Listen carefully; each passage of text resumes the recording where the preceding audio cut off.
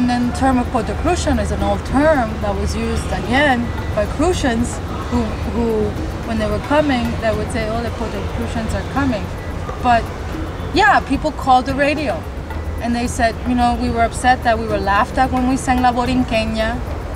The one woman said they were laughed at because they were singing La Borinqueña. They were laughed at, they said many different things. I needed to experience that. I needed to know what was happening, because in order for this organization, the Virgin Puerto Rican organization, to be able to excel in the future, it needs to be updated.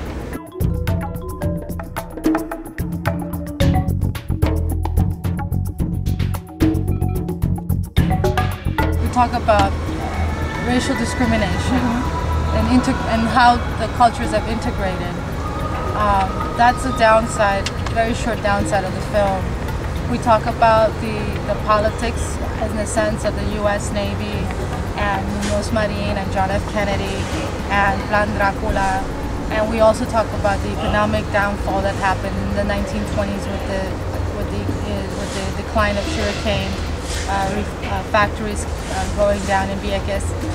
And we talk about the music and the food and how Puerto Ricans were able to move into the government, public servant areas, and we discuss Carnival because it's one of my favorite things.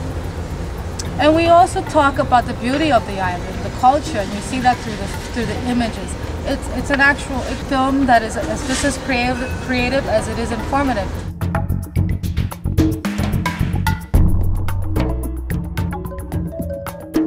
With Diego's photos, the Papa Dem, they're featured at the end of the film.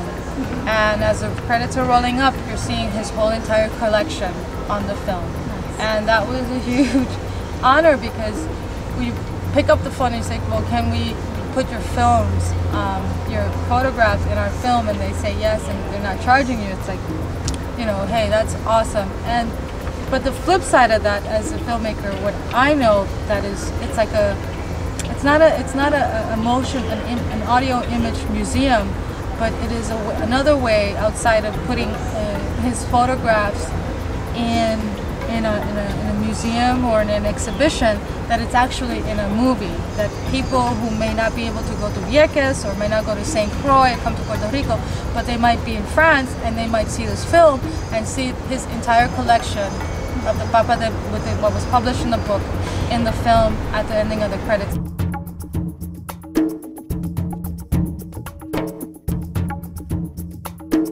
I think after I did the film Vieques and Island Forging Futures, I learned so much about the humanity. And then I think that I cannot walk away from being a woman. And being a woman, I think for me, in this field, I carried on with a sense of sensibility of what will the audience think and how will they get it, and a sense of caring about the issue that's being served to the public. And so, and I really, again, through that film, Vieques, I was critiqued in the sense of being questioned about how much information was not given as far as facts. So I knew that in order for the average person who is very unaware of what American politics is at times, I knew that I needed, or is very aware of American politics, that I knew that I had to back it up with facts and information.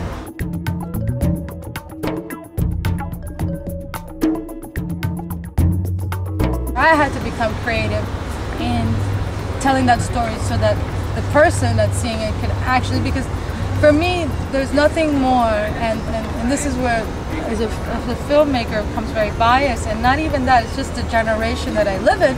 I need to see the moving images. I can read it like yesterday. You know, I'm listening to la protestas that are happening, but when I saw the actual hundreds of people, it was like, oh my God, that's a lot of folks. So it's the same story. That was a challenge.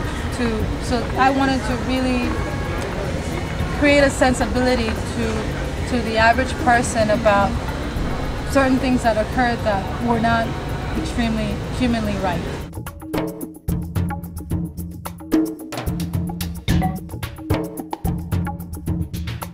I think that there's a huge issue of self-esteem and an identity crisis almost. It's not, you're dealing with a group of people, young people who are American, who are Americanized, and you see it in Puerto Rico.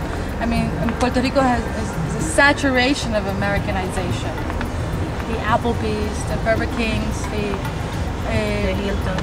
Hiltons, the hip-hop culture. Mm-hmm. All of those things are fine. But they may not necessarily work for a young person who doesn't know their history. And so I think that the Virgin Islander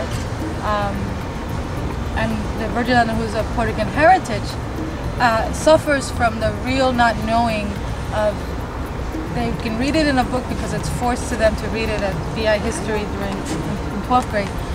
But they're not visualizing it, they have no idea, they're not hearing it, it's not in the music, it's not in the hip hop, it's not promoted as something at times cool, and it has nothing to do with the educational system. In a sense, it's just that there's a lack.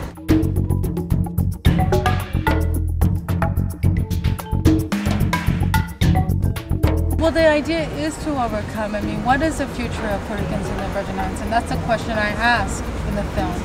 What is our future there? Is our future holding on to some of the grudges that happened in recent years? Or is our future remembering how our families came together?